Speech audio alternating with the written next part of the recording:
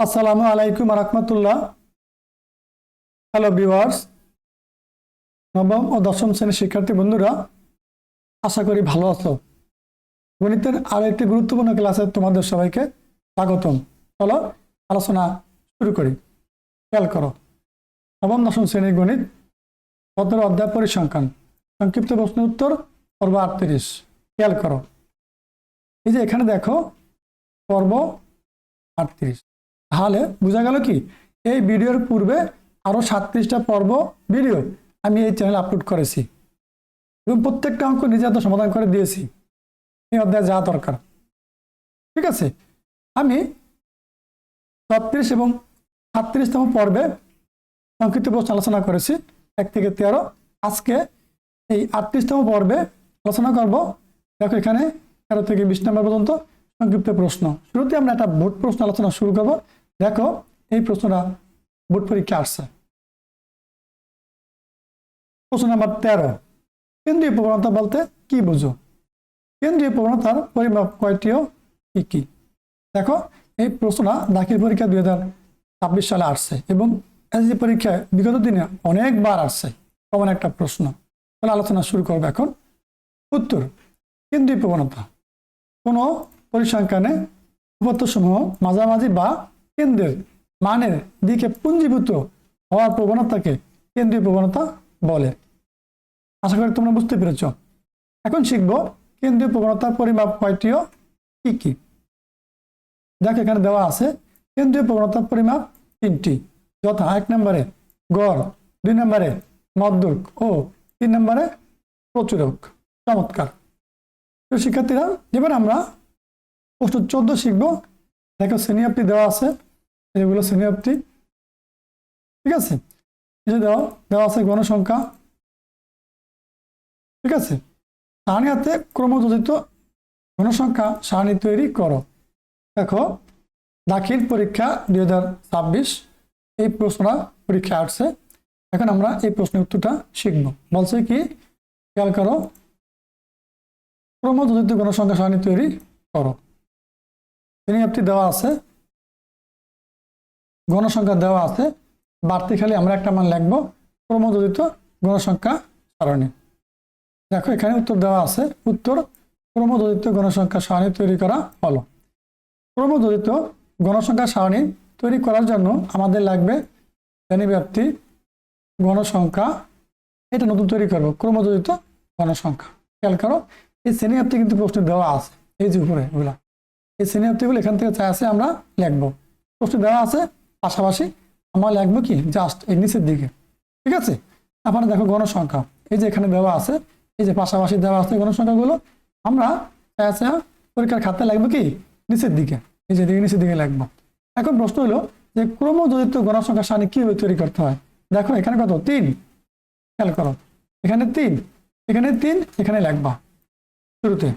তারপরে এই ৫ আর এই ৩ যোগ করলে কত আসবে? ৫, ৩, ৮, এখানে লিখবা ৮। এগুলো যোগ করে দেখানো লাগবে না, মনে করবা, ক্যালকুলেটারের মাধ্যমে করবা। ৩ আর ৮ যোগ করলে ৮। পরবর্তীতে আবার এই ৮-এর সাথে এই ৮ যোগ করবা, কত আছে? ১৬, এখানে লিখবা ১৬। পরবর্তীতে আবার এই ১৬-এর সাথে ৬ যোগ করবা, আসবে ২২। আবার পরবর্তীতে এই ২২-এর সাথে ৪ যোগ করবা, আসবে ২৬। দেখো এটা কিন্তু ক্রমযোজিত গণসংখ্যা সারণী তৈরি করা হয়ে গেছে, তোমরা বুঝতে পেরেছ। প্রশ্ন ১৫, পরিসর কি? পরিসর নির্ণয়ের সূত্রটি লেখো। উত্তর, পরিসর অনুপাতের সর্বোচ্চ মান ও সর্বনিম্ন মানের পার্থক্যকে পরিসর বলে। ঠিক আছে, এখন দেখবো পরিসর নির্ণয়ের সূত্র। পরিসর সমান সমান সর্বোচ্চ মান বিয়োগ সর্বনিম্ন মান যোগ ১। চমৎকার প্রশ্ন। প্রিয় শিক্ষার্থীরা, ভালো করে এগুলো অবশ্যই পড়ে নেবা। আর যারা এখন আমাদের চ্যানেল সাবস্ক্রাইব করে পাশে থেকে বেল বাটনটি অন করে দিবা। এই ধরনের নতুন নতুন ভিডিও নিয়ে চলে আসবো তোমাদের সামনে।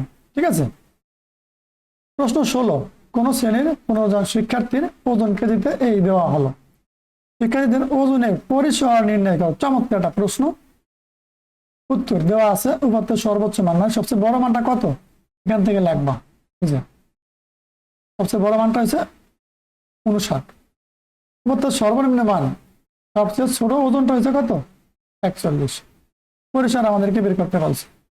ঠিক আছে, আমরা এখন পরিসর নির্ণয়ের সূত্র রাখবো। পরিসর সমান সমান সর্বোচ্চ মান বিয়োগ সর্বনিম্ন মান যোগ 1। এখান থেকে এই যে 59 বসায় দাও, সর্বোচ্চ মানের জায়গায় বিয়োগ চিহ্ন দাও, সর্বনিম্ন মান কত 41 এখানে বসায় দাও, যোগ 1 বসায় দাও, সমান চিহ্ন দাও। 59 থেকে 41 বিয়োগ করলে 18 আসবে, যোগ 1 যোগ করলে 19 আসবে। এটি প্রশ্নের সঠিক উত্তর, আশা করি বুঝতে পেরেছ। এবার প্রশ্ন আমরা 17 দেখবে, উদাহরণ সহ শ্রেণীব্যাপ্তির সংজ্ঞা দাও। উত্তর, যে কোনো শ্রেণীর ঊর্ধ্বসীমা ও নিম্নসীমার ব্যবধানকে শ্রেণীব্যাপ্তি বলে। মনে করি 10 থেকে 20 হলো একটি শ্রেণী, এর নিম্নসীমা হলো 10, ঊর্ধ্বসীমা হলো 20। শ্রেণীব্যাপ্তি ওই পরিসর নির্ণয়ের সূত্র আর শ্রেণীব্যাপ্তির সূত্র কিন্তু একটাই। শ্রেণীব্যাপ্তি সমান সমান ঊর্ধ্বসীমা বিয়োগ নিম্নসীমা যোগ 1। এখানে এই রটা হবে না, খেয়াল থাকে জানো। হ্যাঁ, ঊর্ধ্বসীমা কত 20 বিয়োগ নিম্নসীমা কত 10 যোগ 1। এখন দেখো এই 20 থেকে 10 বিয়োগ করলে এখানে থাকবে 10 যোগ 1 11। এটা একটা উদাহরণ। ঠিক আছে, চমৎকার। প্রশ্ন 18, শ্রেণীর সংখ্যা কি? শ্রেণীর সংখ্যা নির্ণয়ের সূত্রটি লিখো। চমৎকার একটা প্রশ্ন, প্রিয় শিক্ষার্থীরা, পরীক্ষা বারবার আসে। উত্তর, শ্রেণীর সংখ্যা পরিসরকে শ্রেণীব্যাপ্তি দিয়ে ভাগ করলে যে মান পাওয়া যায় তাকে শ্রেণীর সংখ্যা বলে। শ্রেণীর সংখ্যা নির্ণয়ের সূত্র পরিসর ভাগ শ্রেণীব্যাপ্তি। চমৎকার প্রশ্ন, প্রিয় শিক্ষার্থীরা, ভালো করে অবশ্যই আয়ত্ত করে নিবা। আমি নিজের মতো করে এই প্রশ্নগুলো সাজিয়ে দিয়েছি, একদম কমন প্রশ্ন, একদম শর্টকাটের উত্তর, একদম অ্যাকুরেট উত্তর। তোমরা এখানে ভিজিট করে দেখে নিবা। অবশ্যই যদি ভিডিও ভালো লাগে একটা লাইক করবা, কমেন্ট করবা, শেয়ার করবা, আর চ্যানেলটা সাবস্ক্রাইব করবা আমাদের সকল বিষয়ের ভিডিওগুলো এভাবে দেখার জন্য। প্রশ্ন 19, কোন পথে সর্বোচ্চ মান 85, সর্বনিম্ন মান 45 এবং শ্রেণীব্যাপ্তি 5 সালে শ্রেণীর সংখ্যা কত? চমৎকার একটা অঙ্ক। দেখো উত্তর দেওয়া আছে, লাগবা মধ্যে সর্বোচ্চ মান এখান থেকে চাইতে লাগবে 85, মধ্যে সর্বনিম্ন মান এখান থেকে চাইতে লাগবে 45, শ্রেণীর সংখ্যা সমান সমান হওয়ার আটটা মান লিখতে হবে। এখানে শ্রেণীব্যাপ্তি দেওয়া আছে কত 5। ঠিক আছে, এখানে এই যে লিখবা পরিসর সমান সমান সর্বোচ্চ মান বিয়োগ সর্বনিম্ন মান যোগ 1। সর্বোচ্চ মান 85, সর্বনিম্ন মান এখান থেকে 45 বসাও, যোগ 1 লেখো। এই 85 থেকে 45 বিয়োগ করলে থাকবে কত? 40 যোগ 1 সমান কত হবে? 41। শ্রেণীর সংখ্যা সমান সূত্র কি? পরিসর ভাগ শ্রেণীব্যাপ্তি। পরিসর কত? 41। আর শ্রেণীব্যাপ্তি যেখানে প্রশ্ন দেওয়া আছে কত? এই যে 5 দেওয়া আছে শ্রেণীব্যাপ্তি। এখন তোমরা কি করবা? এই যে পরিসরকে শ্রেণীব্যাপ্তি 5 দ্বারা ভাগ করবা। 41কে 5 দ্বারা ভাগ করলে আসবে কত? 8.2। শ্রেণীর সংখ্যা কখনো ভগ্নাংশ হয় না, শ্রেণীর সংখ্যা পূর্ণ সংখ্যায় লিখতে হয়। এখন দেখো 8.2 মানে 8-এর পরবর্তী পূর্ণ সংখ্যাটা কত? 8-এর পরবর্তী পূর্ণ সংখ্যা 9। আশা করি বুঝতে পেরেছ। এবার দেখো প্রশ্ন 20, কোন পথের পরিসর 34, সর্বোচ্চ মান 75 হলে পথটির সর্বনিম্ন মান নির্ণয় করো। চমৎকার একটা অঙ্ক। উত্তর দেওয়া আছে, লাগবা উপর পরিসর 34, এই যে প্রশ্ন থেকে আছে লাগবা, উপর সর্বোচ্চ মান 75, প্রশ্ন থেকে আছে লাগবা। ঠিক আছে, আমরা জানি পরিসর নির্ণয়ের সূত্র লাগবে। এখন পরিসর সমান সমান সর্বোচ্চ মান বিয়োগ সর্বনিম্ন মান যোগ 1। বাদ দাও, পরিসর এখান থেকে কত? 34 বসাই দাও। যেখানে বাদ দিলাম কেন? যেহেতু মাঝখানে সমান চিহ্ন আছে, দুই সাইডে মান আছে, এই জন্য বাদ দিতে হবে। খেয়াল থাকে যেন। সর্বোচ্চ মান কত? 75 বিয়োগ সর্বনিম্ন মান বসাই দাও, যোগ 1 লেখো, বা 34 সমান সমান দেওয়া। এই যে ব্র্যাকেটটা আছে না, ফার্স্ট ব্র্যাকেটটা উঠে দাও। 75 বিয়োগ সর্বনিম্ন মান যোগ 1, বাদ দাও, 34 লেখো। এই 75 আর 1 যোগ করো, যেহেতু যোগ চিহ্ন আকার আছে, হ্যাঁ যোগ আকারে আছে। 75 1 যোগ করলে 76 আসবে, মাইনাস বা বিয়োগ দিয়া সর্বনিম্ন মানটা এখানে বসিয়ে দাও। বা দেখো এই সর্বনিম্ন মান এখানে বিয়োগ আকার আছে, সাইড পরিবর্তন করলে প্লাস হবে। আমরা এই সর্বনিম্ন মানটা কিন্তু বের করব। ঠিক আছে, এখান থেকে বসালে প্লাস হবে, এখানে প্লাস না দেওয়ার প্রয়োজন নেই। বা সর্বনিম্ন মান সমান সমান এই 76 লিখবা, এই 34 এখানে প্লাস আকার আছে, এই পাশে আসলে সাইড পরিবর্তন করলে কি হবে? বিয়োগ হবে। তো 76 বিয়োগ 34, বা সর্বনিম্ন মান 76 থেকে 34 বিয়োগ করলে আসবে 42। পাশে অ্যান্সার লিখে দাও। আশা করি বুঝতে পেরেছ। প্রিয় শিক্ষার্থী বন্ধুরা, এই ছিল আজকে চমৎকার একটা ক্লাস। তোমরা সুন্দর করে দেখো, আশা করি অবশ্যই ভালো লাগবে। পরবর্তী ভিডিও দেখার আমন্ত্রণ জানিয়ে আজকে এখানেই শেষ করছি। আল্লাহ হাফেজ।